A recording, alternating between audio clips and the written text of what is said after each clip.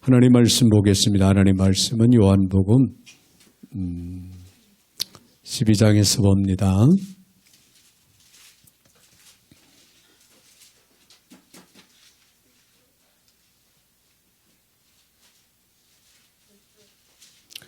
요한복음 12장 20절부터 24절까지 제가 받들어 봉독에 올리겠습니다. 명절에 예배하러 올라온 사람 중에 헬라인 몇이 있는데 그들이 갈릴리 벳세다 사람 빌립에게 가서 청하여 이르되 선생이여 우리가 예수를 배우고자 하나이다 하니 빌립이 안드레에게 가서 말하고 안드레와 빌립이 예수께 가서 여쭈니 예수께서 대답하여 이르시되 인자가 영광을 얻을 때가 왔도다. 내가 진실로 진실로 너희에게 이르노니 하나님 밀이 땅에 떨어져 죽지 아니하면 하늘 그대로 있고 죽으면 많은 열매를 맺느니라. 아멘. 24절까지 받들어 봉독에 올렸습니다. 사랑의 주님 감사를 드립니다. 저희들에게 하나님 귀한 믿음 주시고 또 은혜를 허락하여 주셔서 거룩한 성의를 기억하고 믿음으로 달려나오게 하시고 하나님 은혜 중에 오늘도 예배하며 또 말씀 앞에 설 수 있도록 복을 주시니 참으로 감사를 드립니다. 오늘도 하나님 귀한 말씀을 믿음으로 받고 귀한 말씀 따라 순종하며 믿음으로 행할 수 있는 저희들 모두가 다 되게 하여 주시옵소서. 오늘도 부족한 종의 입술을 주관하시고 사용하시되 우리 하나님 홀로 영광을 받아 주옵소서. 예수님의 이름으로 기도하옵나이다. 아멘. 할렐루야. 우리 한번 옆에 분들하고 인사할 때 이렇게 인사하겠습니다. 말씀 충만하세요. 네, 말씀 충만하세요. 할렐루야. 자, 오늘은 특별히 선교 주일로 우리가 지킵니다. 네, 선교 주일로 지키면서 또 오늘 주시는 말씀을 통해서 우리의 선교에 대한 비전 그리고 도전할 수 있는 저와 여러분들이 되셔야 될 줄로 믿습니다. 우리가 살고 있는 이 지구촌은요, 지금 인구 폭발과 재난으로 대혼란을 예고하고 있다. 그렇게 우리가 생각할 수가 있습니다. 예고 없이 불어닥치는 재난. 사실 어떤 인간의 힘으로는 피할 길이 없는 그런 예들이 너무 많습니다. 예를 든다면 전 세계적으로 일어나고 있는 재난을 보면은 전쟁, 기근, 가뭄, 그리고 홍수, 또 지진, 또 화산, 또 질병 등등 환경오염, 독영에 의해서 수질 오염이 생기고 또 공장과 또 자동차에서 나오는 공해, 또 우리가 현실 속에서 겪고 있는 미세먼지, 또 황사 이런 것들로 인해서 인간을 포함한 모든 생물들이 위협을 받고 있다는 사실이에요. 네. 또 현대에는 도덕적인 암흑시대로서 아비국수의 말대로 도덕적 부패가 이루어지고 영적 부패가 이루어지고 있는 그런 현 시대의 삶의 모습을 보면은 극에 달하고 있다. 우리는 그렇게 지적을 봅니다. 그러나 여러분, 하나님은요, 인간 모두가 멸망하는 것을 결코 원치 않으신다고 하는 사실입니다. 그래서 인간의 역사를 볼 때요, 그리스도의 참 복음이 전파되었고 그 복음이 전파되는 곳에서 사람들이 변화되고 국가가 변화되는 이런 놀라운 역사들은 지속적으로 이루어져 왔고 앞으로도 또 이루어져 간다고 하는 사실입니다. 이 오늘날 교회와 예수 믿는 우리 그리스도인들이 시대적인 어떤 사명을 깨달아서 하나님의 지상 명령인 땅끝까지 이르러 복음을 전하는, 복음을 증거하는 일에 우리는 최선을 다하지 않으면 안 된다고 하는 사실입니다. 오늘도 전 세계가 하나님을 두려워하고 하나님을 섬기는 나라 민족들이 되기를 원해서 열심히 또 우리 선교사님들, 각 나라 각 지역에 세운 하나님의 종들, 또 믿음의 백성들이 하나님의 복음을 들고 외치고 있는 이런 아름다운 일들이 또 이루어지고 있음에 우리가 감사를 해야 되겠고요.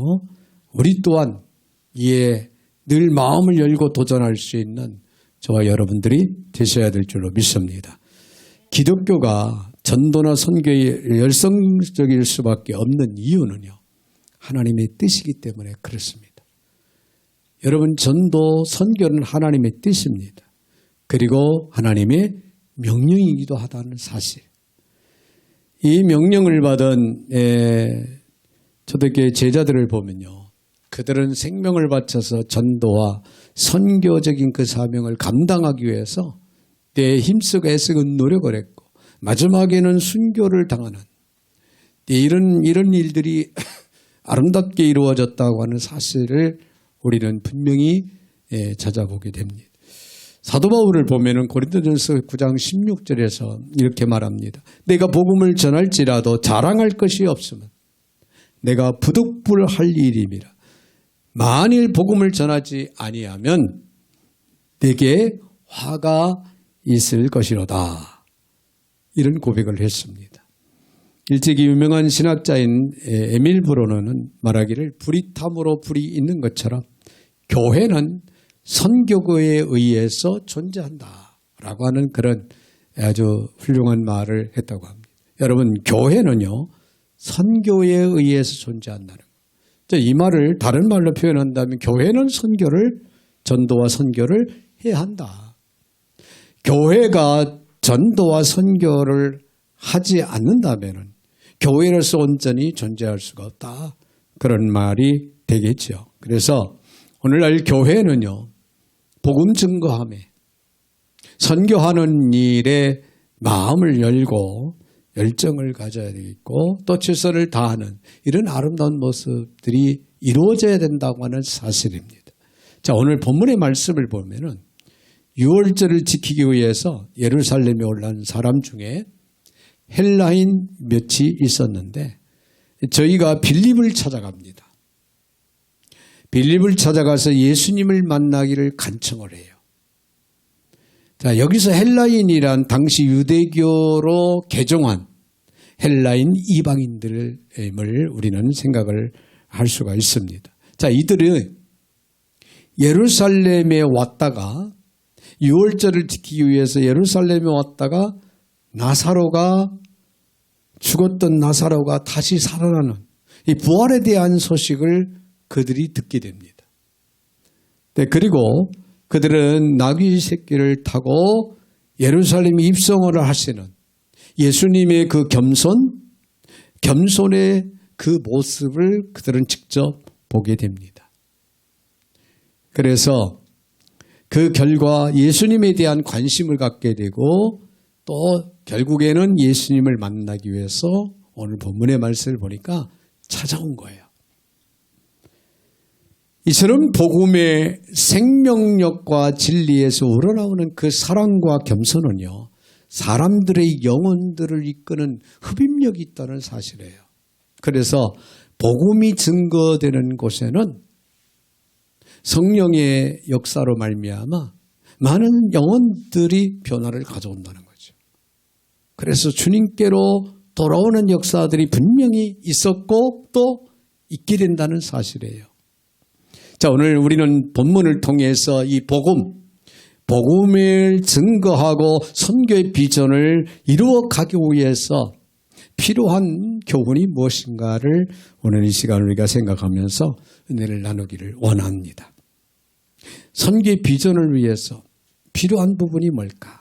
먼저는요, 성도가 서로 연합해야 된다는 거예요. 선교의 비전을 이루기 위해서 성도들이 서로 연합하라. 자, 오늘 본문의 말씀 21절, 22절을 봅니다.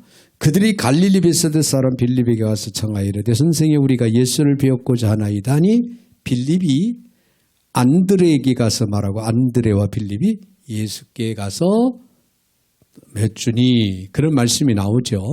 자, 빌립과 안드레가 헬라인들을 주님에게 소개하는 그런 내용이 기록이 된 거예요. 자, 그런데 헬라인들이 주님을 찾아온 목적을 기록하기보다는 그 절차, 그 과정에 대해서 비교적 자세하게 기록되고 있는 것을 우리는 여기서 찾아보게 되는데요. 저 21절을 먼저 보면은 주님을 그 찾아온 헬라인들이 누구를 먼저 만나게 됩니까? 빌립을 찾게 됩니다. 자, 빌립에게 접근해서 자기들이 여기에 온 그 의향을 이제 빌립에게 이야기를 합니다. 이는 아마 빌립이라고 하는 이름이 당시에 헬라식 이름이라는 점과 그리고 또 빌립의 그 출신 지역이 갈릴리, 벳세다가 이방인들이 많이 사는 그런 지역이 있으므로 그가 헬라어에 익숙했기 때문이다라고 그렇게 기록을 하고 있습니다. 또한 헬라인들은 매사의 그 절차를 중요시 여겼어요.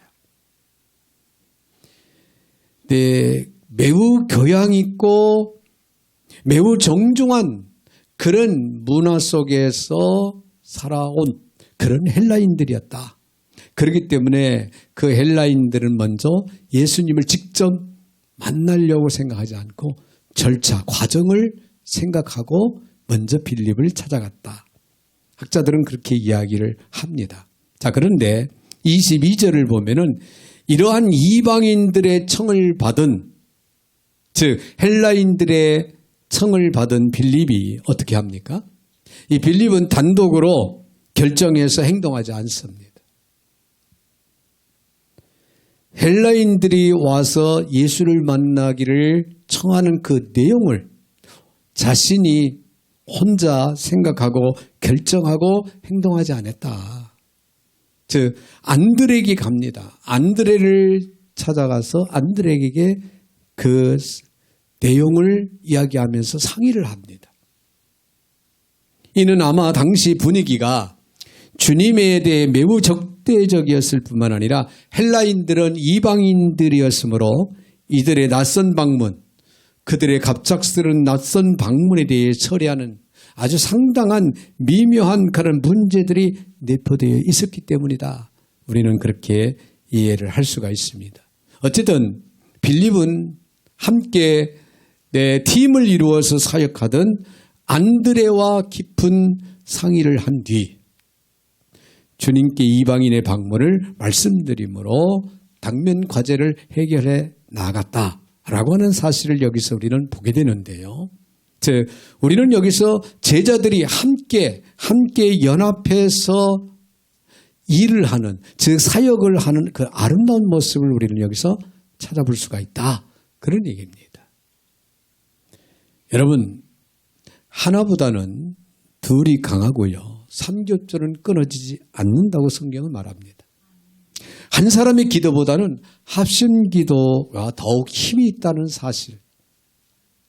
그래서 초대교회 성도들은 모여서 저들이 마음을 같이하여 전혀 기도에 힘썼더라.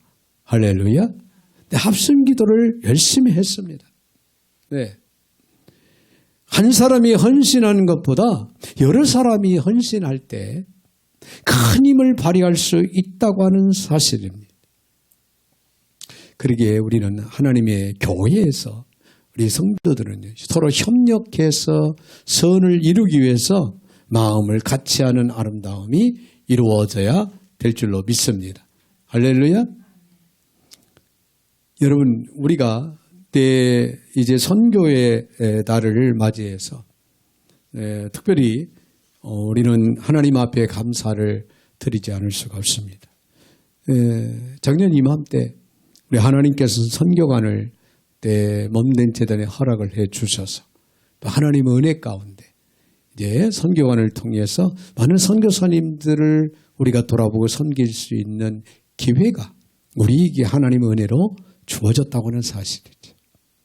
자, 이 선교관을 1년 동안 이제 선교사님들을 돌아보고 섬기면서 지내오는 과정 속에 뭐 크고 작은 시행착오들 없잖아 있지만은 이제 새롭게 또 보완해서 더 최선을 다하고 아름다운 모습으로 우리가 하나님의 선교의 사역을 이루어 가야 되겠다고 하는 그런 생각, 그런 이제 체험들을 또 이루게 되기도 합니다.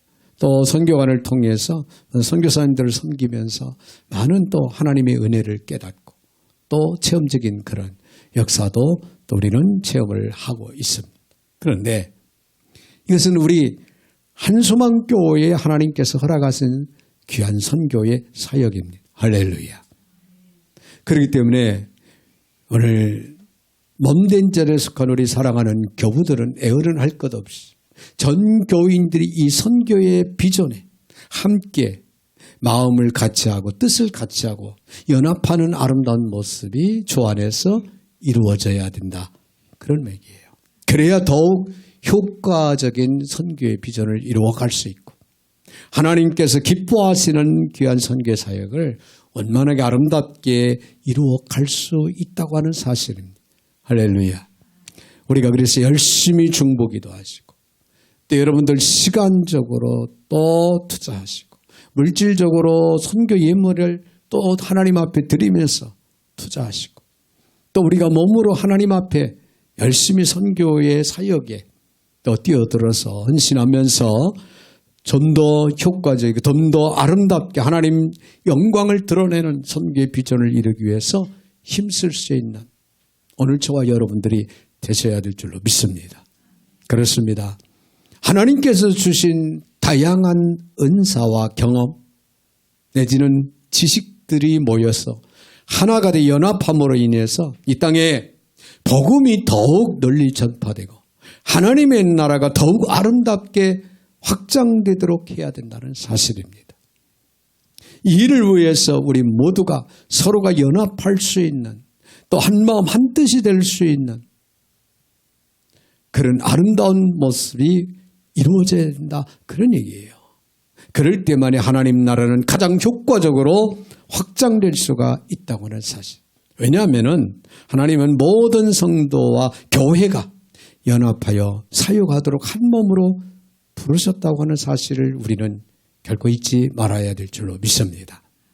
그래서 에베소 4장 11절 12절에 보면 그가 어떤 사람은 사도로 어떤 사람은 선지자로 어떤 사람은 복음 전하는 자로 어떤 사람은 목사와 교사로 삼으셨으니 이는 성도를 온전하게 하여 봉사일을 하게 함 그리스도의 몸을 세우려 함이니라. 예외는 없습니다. 할렐루야. 주의 이름으로 선택을 받고 부르심을 받은 성도라면 누구나가 하나님의 거룩한 몸된 교회를 세워나감에 있어 다 필요한 일꾼들이란 사실입니다. 아울러 다 필요하기에 우리는 한마음 한뜻으로 연합할 수 있는 아름다운 마음, 그런 아름다운 그런 신앙의 자세가 우리에게는 이루어져야 된다 하고 하는 사실을 잊지 마시기를 바랍니다. 그런가 하면은 성도에게는요, 고난이 영광이다라고 하는 사실을 알아야 됩니다. 자, 오늘 본문의 23절에 있는 말씀을 봅니다. 예수께서 대답해 이르시되 인자가 영광을 얻을 때가 왔도다. 할렐루야. 자, 예수님의 십자가의 죽으심이 가까움을 말씀하신 거예요. 인류를 위해서 이제는 인류의 죄를 대속하기 위해서 십자가를 지실 때가 됐다. 그 시간이 가까웠다. 그걸 고백하고 계시는 말씀입니다. 그런데 왜 헬라인 몇 사람이 찾아온 이 순간에 이런 선언을 예수님께서는 하셨을까요? 예수님의 죽으심은요, 유태인뿐만이 아니라 모든 이방인들의 구원을 위한 것이었다라고 하는 사실입니다. 할렐루야. 그래서 이들의 면회 신청을 신호 삼아서 당신의 구원 계획을 이루실 영광의 때가 가까운 것을 선포하셨다라고 하는 사실을 우리는 여기서 기억을 합니다. 디모데전서 2장 4절에 있는 말씀을 보면 하나님은 모든 사람이 구원을 받으며 진리를 아는 데 이르기를 원하시느니라. 할렐루야. 하나님은요, 남녀노소 애어른할 것 없습니다. 황인이나 여러분 백인이나 흑인이나 전 인류 모든 사람들이 구원받기를 하나님은 원하신다는 거예요. 그래서 선택을 받았던 당시에 선민이었던 유대인들, 이스라엘 백성들이나 이방인들까지도 다 구원하시기를 원해서 이 땅에 오셨고, 오신 예수님은 이제 인류를 구속하기 위해서 이제 십자가를 질 때가 가까움을 선포하신 거예요. 자, 그렇습니다. 인류를 구원하시기 위해 십자가를 지셔야 했던 주님께서 이러한 십자가를 가리키 영광이라고 말씀하신 이유는 무엇일까요? 그것은 바로 천국에서 섬기는 자가 가장 큰 자고 영광스러운 자이기 때문에 그렇습니다. 여러분 마태복음 23장 11절 12절에 있는 말씀을 보면은 너희 중에 큰 자는 너희를 섬기는 자가 되어야 하리라. 누구든지 자기를 높이는 자는 낮아지고 누구든지 자기를 낮추는 자는 높아지리라. 할렐루야. 따라서 온 인류를 구원하고 섬기기 위한 십자가야말로 가장 큰 영광이 아닐 수 없었다. 그런 얘기예요. 뿐만 아니라 이 십자가는 하나님의 뜻을 성취하여 그분의 영광을 드러냄으로 인해서 하나님의 가장 기뻐하시는 일을 이루는 길이었기 때문에 그 길이야말로 영광이었다. 그런 얘기입니다. 자, 그런데 이처럼 십자가의 고난을 영광이라고 부르신 주님을 따르노라 말하는 우리들의 신앙은 어떠한지요? 오히려 그 반대의 모습을 취하는 경우가 더 많지 않는가? 네, 의심치 않습니다. 그래서 하나님의 나라와 이웃을 위해서 낮은 모습으로 십자가를 지기는커녕 거꾸로 사람들이 자랑하는 것들을 대그리스도인들도 안일하게 자랑을 하고 있고 다른 사람들 위해 군림하려 드는 그런 솔직한 그런 모습이 바로 우리의 모습이 아닌가. 오늘 이 시간 우리 자신들을 돌아보고 고백할 수 있는 저와 여러분들이 되셔야 될 줄로 믿습니다. 여러분, 이제 우리는 십자가를 영광이라고 부르신 주님의 이 말씀 앞에서 떨리는 마음으로 이런 질문을 내봐야 될 줄 압니다. 마지막 날 하나님께서 우리를 향해서 너의 영광을 보여달라. 너는 이 세상에서 어떤 고난의 길을 걸었느냐, 십자가의 길을 걸었느냐, 즉 영광스러운 고난의 길을 어떻게 걸어왔느냐고 우리에게 물으신다면, 우리에게 요구를 하신다면 과연 우리는 무엇을 내어놓을 수가 있습니까? 그때 이 세상에서 자랑했던 명함, 내 직함들을 내어놓으시겠습니까? 아니면 천국 복음을 위해서 십자가의 고난의 흔적을 여러분 자신 있게 아름답게 하나님 앞에 내놓으시겠습니까? 우리 성도들에게는요, 고난이 영광이라는 사실을 잊지 마시길 바랍니다. 그러므로 십자가의 길, 주님이 가신 그 길이 아무리 고난의 길이랄지라도 영광스러운 길임을 잊지 마시고요. 오늘도 우리는 열심히 복음을 통해서 하나님의 나라를 확장하고 세워나가기 위해 우리는 쓰임받을 수 있는 즉 선교에 대한 비전 갖고 선교사에게 우리는 뛰어들 수 있는 저와 여러분들이 되셔서 영광스러운 고난의 흔적을 우리는 아낌없이 어김없이 하나님 앞에 내놓을 수 있는 저와 여러분들이 되시기를 바랍니다. 자, 그런가 하면 더 나아가서는요, 자신을 깨뜨려 희생을 해야 된다는 거예요. 자, 오늘 본문의 24절을 봅니다. 내가 진실로 진실로 너희에게 이르노니 하나님 미리 땅에 떨어져 죽지 아니하면 하늘 그대로 있고 죽음의 많은 열매를 맺느니라. 할렐루야. 자, 이 말씀은 1차적으로 그리스도의 십자가를 두고 하신 말씀으로 자신의 죽음으로 인해서 얼마나 풍성한 구원이 이 땅에 이루어질 것인가를 말씀하신 그런 내용입니다. 자, 그러나 언제나 그러하듯 주님에 대한 말씀은요, 단지 주님 한 분에게만 국한된 말씀이 아니라는 사실이에요. 그분을 따르는 모든 그리스도인들과 교회에 대해서도 동일하게 적용된다고 하는 사실을 우리는 잊지 마시기를 바랍니다. 따라서 우리는 이 말씀을 바로 우리 모든 성도들과 교회를 향해서 주시는 말씀으로 알면서 진지하게 새겨볼 필요가 있다는 사실입니다. 여러분, 오늘날 현대교회가 당면하고 있는 가장 심각한 도전 가운데 하나는 교회의 성장이 정체되거나 심지어 퇴세되고 있다는 사실이에요. 우리나라도요, 코로나19로 인해서 마녀 교회가 문을 닫았다고 하는 이런 안타까운 소식이 들려지죠.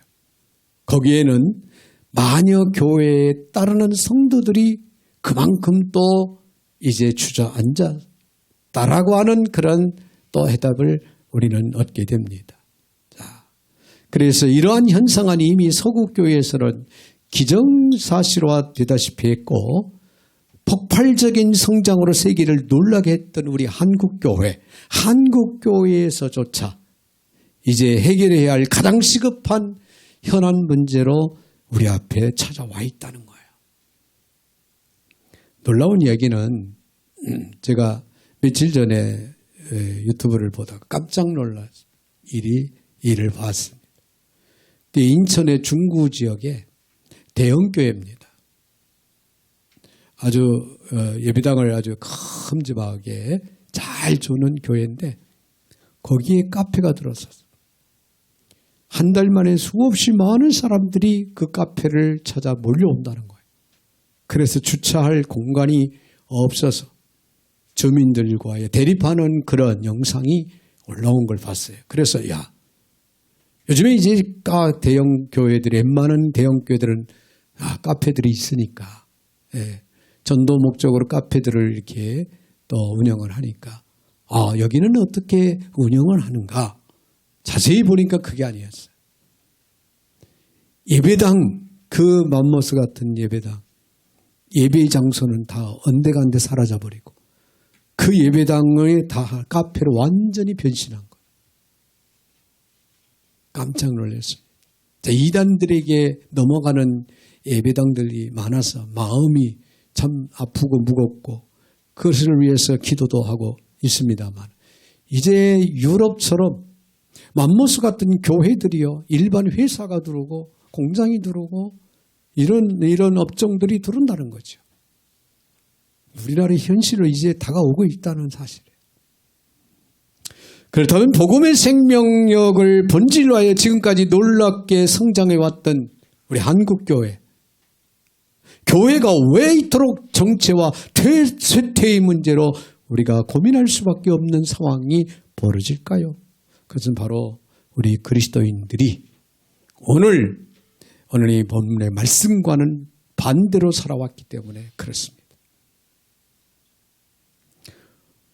즉 그리스도인들 각자가 땅에 떨어져 죽지 않았기 때문에 이런 현상이 우리나라에도 오고 있다는 그런 얘기예요. 세상의 미랄이 되어 스스로 죽어 수많은 열매를 맺어야 할 우리 그리스도인들이 오히려 죽기를 거부하고 반대로 살려고 몸부림쳤기 때문에 땅에 떨어진 미랄이 죽지 않고 살아있다면 결국에는 열매를 맺을 수가 없는 겁니다.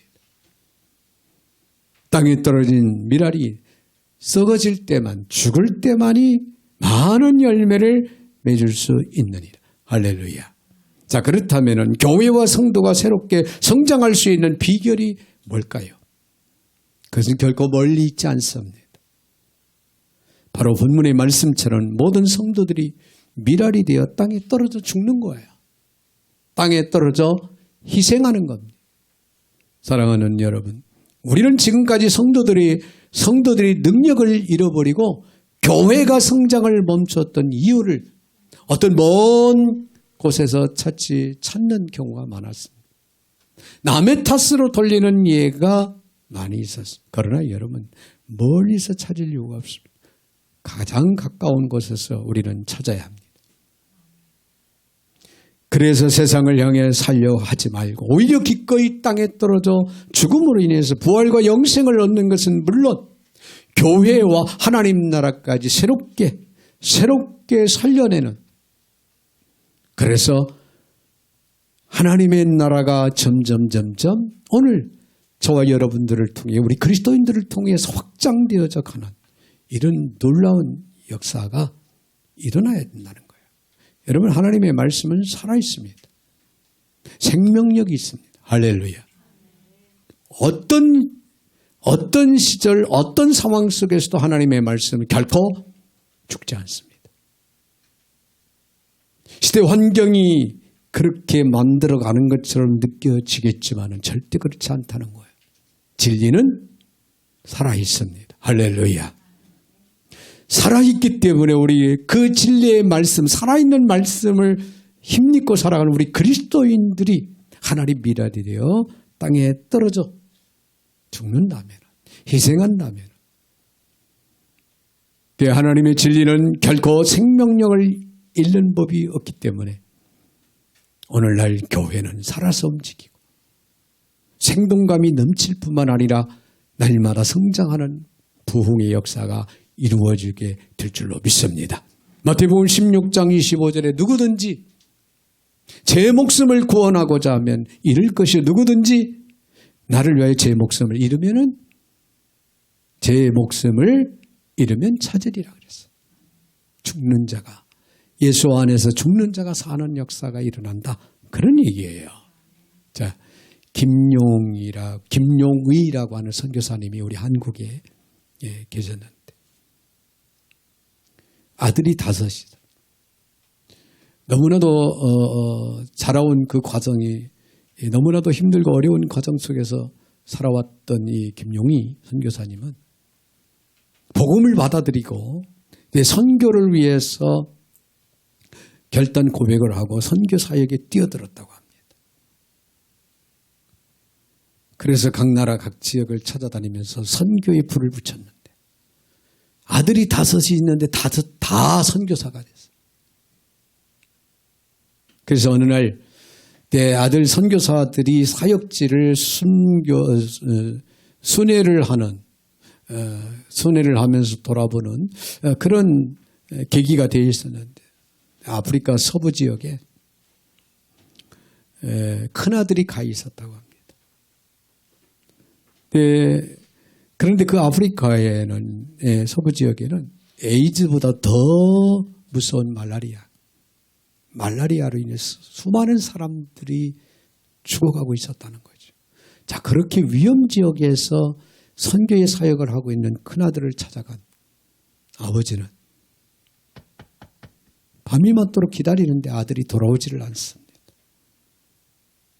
현장에 나가서 사역에 또 열심을 또 다하고 있다 보니까 며칠씩 걸리고 또 돌아오고 그렇게 했던 것 같습니다.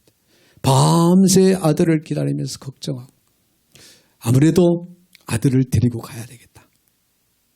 이런 고민 속에서 이 김용희 선교사님은 갈등을 느끼기 시작했다고 합니다. 밤을 새워가며 잠 못 이루면서 고민하다가 그 다음 날 아침, 다음 이제 선교지로 순회 선교를 가야 해서 박스 옆 구퉁이를 쭉 찢어가지고 글자 몇 글을 써서 딱 책상 위에다 올려놨다고 합니다. 그러고는 돌아왔다. 근데 이제 몇 개월이 지나서 그 아들들이 아버지 생일을 맞이해서 한 자리에 모이게 되는 그런 시간이 있었는데, 내 아들들이 돌아와서 아버지 생일을 축하하면서 그동안의 사역에 대한 이야기들을 쭉 나누는데 큰아들이 뭐라고 이야기를 했냐면은, 저는 그 위험 지역에서 복음을 전거하면서 아버지가 써놓고 가신 그것을 벽에다 걸어놓고 매일매일 보면서 힘을 얻고, 그리고 사역에 내가 용기를 얻고 사역에 임했습니다. 그렇게 고백을 하더라는 거예요. 그 아버지가 써놓고 간 글은 어떤 글이었냐면은 사랑하는 아들아, 우리 땅 끝에서 죽어 하늘 복판에서 만나자. 우리 땅 끝에서 죽어 하늘 복판에서 만나자. 때 선교를 위해서 우리 모두가 죽자. 그리고 하늘 복판의 천국에서 우리 같이 영광스럽게 만나자. 그런 의미가 담긴 그 글귀였다고 하는 사실이에요. 저는 이 글을 읽으면서 참 저 자신을 돌아봤어요. 저 자신이 이렇게 할 수 있었을까? 당장 찾아서 자식을 데리고 끌고 나오지 않았을까? 그런 생각도 해보고. 김용희 선교사님이 정말 너무나도 아름답고 훌륭하다. 그래, 이 땅에 소망을 두지 말고 하늘나라에 소망을 두고 살아가야 되는 우리. 이 땅을 위해서 썩어질 것을 위해 살지 말고 썩지 않을 신령한 것을 위해서 살아가야 되는 우리 그리스도인들. 우리는 과연 이렇게 살아가고 있는가? 자, 나는 아니라고 할 사람은 아무도 없는 거예요. 진리 앞에서.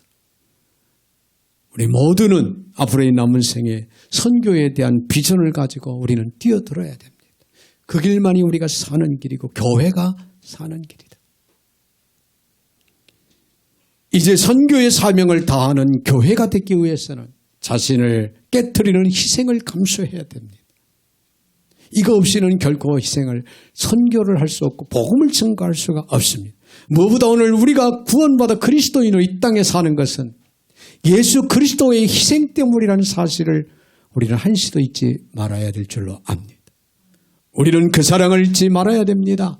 우리는 하나님의 미달 대신 예수님의 희생으로 맺어진 구원의 열매들입니다.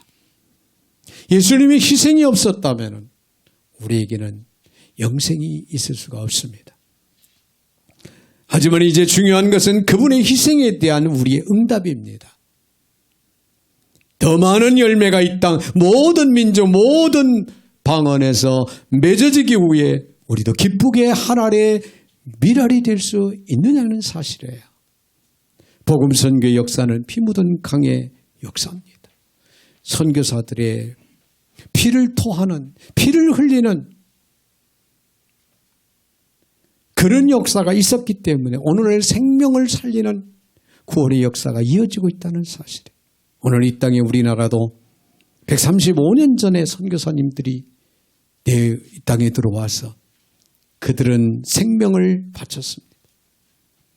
한마디로 피 묻은 강의 역사가 그때부터 일어나기 시작을 했다는 사실이에요.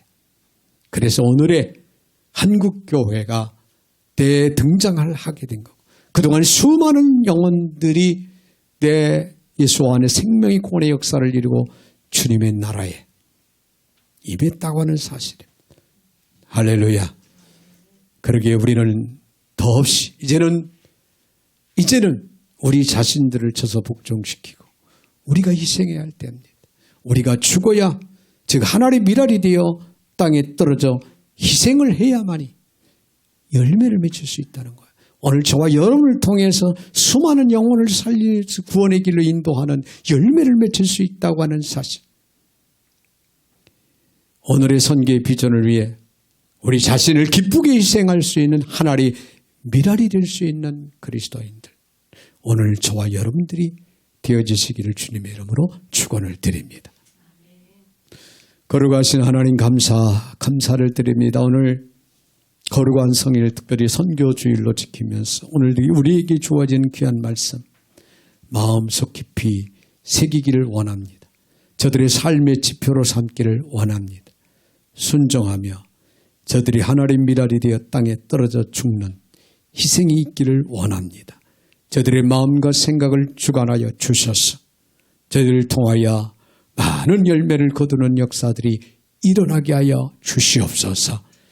예수님의 이름으로 축복하며 기도하옵나이다. 아멘.